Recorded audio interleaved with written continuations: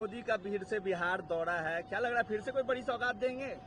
हमको तो समझ में नहीं आता है। जब अपने पर भरोसा नहीं, देखिए सिंदूर के जब लोग सौदागर हो जाए, इवेंट्स करने लगे सिंदूर का सौदागर, और इतने दिन कहते थे मेरे नाम पर वोट मिलता है, उन्हें अब पता चली कि जमीन खत्म हो चुकी है, राष्ट्रवाद मानवतावाद सब खत्म हो चुका। समझ रहे हैं आप? अब उनको कार्यालय, और तब याद आई जब सब कुछ खत्म हो गई, तब उन्हें कार्यालय वो वर्कर से ट्रिप्स लेने जाएंगे। देखिए जनता भगवान है और वर्कर से बड़ा कोई नेता हो नहीं सकता, तो इसीलिए प्रधानमंत्री जी अपने दल के वर्कर से मिलने आ रहे हैं।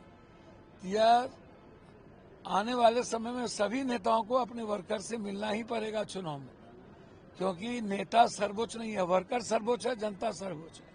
अब प्रधानमंत्री जी दिन भर सिंदूर के सौदा में लगे रहते हैं। वह प्रधानमंत्री कल बीकानेर गए हुए थे, वहां भी उन्होंने कहा है कि मोदी का दिल और दिमाग दोनों चलता है। भैया दिल और दिमाग दोनों चलता, तो मोदी जी को पुलवामा और पहलगाम के आंतरिक रिपोर्ट को उजागर करना चाहिए ना। हिंदुस्तान में गद्दार कौन है, कौन लाया RDX 47, किसने आंतरिक सुरक्षा के लिए खतरे बने, अभी तक पहलगाम में मारने वाले लोग कहां गायब हो गए, कहां छुपे हुए हैं, और हम पाकिस्तान के सरकार पर जो कि आतंकवादियों से मिला हुआ है, उसकी सेना चलती आतंकवादियों से, उस पर हम भरोसा क्यों किए? आप कह रहे हैं पाकिस्तान से वार्ता हुई, तब हमने कहा।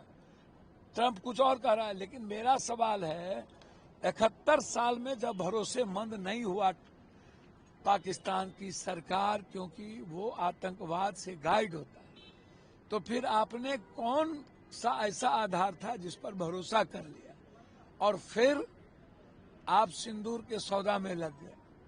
कितने सैनिक मरे, क्या खोए, क्या पाए? तुर्की से जब इजराइल नहीं लड़ पाए उसकी टेक्नोलॉजी से, मुसान नहीं लड़ पाया, आप हमको बताइए ना। चाइना ओपन लेटेस्ट वेपन देती है, और हम बात अपने 56 पर और LMG पर लटके हुए हैं।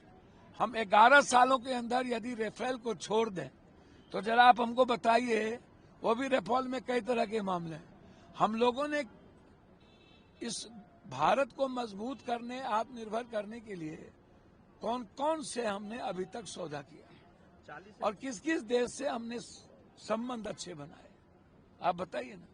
बस हर चीजों में अवसर ढूंढना, हर चीजों में राजनीति, शहादत पे राजनीति, हमेशा नफरत की बात करना, हमेशा एक दूसरों को नीचे छोटा गाली दिखाना। तो इसीलिए प्रधानमंत्री जी अपने एजेंडे से चलते हैं। वो चुनाव जहां आता है वहीं उसको नंबर 1 करने लगते हैं। गुजरात जाते हैं नंबर 1, राजस्थान जाते हैं नंबर 1, छत्तीसगढ़ जाते हैं नंबर 1, मध्य प्रदेश जाते हैं नंबर 1, फिर बिहार आएंगे बोलेंगे हम नंबर 1। तो उनका झूठ का एजेंडा चलता रहता है। अभी वो सिंदूर के सौदा में लगे हुए हैं, और अब याद आई कार्यालय, तो अच्छी बात है। पप्पू जी, आप भी MP है, इंडिपेंडेंट MP है, 40 MPओं का एक डेलीगेशन विदेशों का दौरा कर रहा है, जिसमें संजय झा खुद हैं, और पाकिस्तान के टेरर के बारे में उजागर करने की बात कही जा रही है। चाइना को पहले खत्म करो ना, जो ओपन वेपन देता है। पाकिस्तान की सरकार, वहां की सेना आतंकवादियों से चलती हो, तो हमारे कुत्ते के बराबर भी नहीं है, और हम उसको बराबरी में ले आते हैं बोल बोल के। इंदिरा गांधी जब परमाणु किया था, तब औकात हुई थी पाकिस्तानी को करने को। अटल जी किया तो वो भी परमाणु परीक्षण कर दिया, बराबरी में औकात दिखा दी। और अब ट्रंप कहता है शहबाज भी अच्छा, मोदी भी अच्छा, भारत भी अच्छा, पाकिस्तान भी अच्छा, मतलब मेरे बराबरी में पाकिस्तान हो गया। और मोदी जी मौन। श्रीलंका कहता है हम मारेंगे यदि आप उधर कीजिएगा तो। बांग्लादेश अलग कहता है कि हम बंगाल ले लेंगे। तो मोदी जी बताएंगे ना आंतरिक सुरक्षा का क्या हुआ, पाकिस्तान पर भरोसा क्यों किए, और ट्रंप ने हमारे साथ सौदा क्यों किया, ये तो मोदी जी और सरकार बताएंगे ना। चिड़िया चुग गई तो अब कहा, अब काहे का सिंदूर का सौदा कर रहे हैं भैया? सब लोग मिलके सिंदूर का सौदा मत करिए भैया प्लीज। सिंदूर बहुत कीमती होता है, उसका सौदा मत कीजिए। स्पेशल सेशन की भी बात हो रही थी, कई बार विपक्ष के तमाम तो नेताओं भैया ने- हमारे नेता राहुल गांधी जी तो लगातार इस पर मांग रहे हैं, हम लोग डिमांड कर रहे हैं, होनी चाहिए, चर्चा होनी चाहिए और देश को बताना चाहिए कि दोनों आंतरिक सुरक्षा कहाँ गायब हुई, कहाँ से हम सुरक्षा हटाए। एकदम मांग तो जायज है।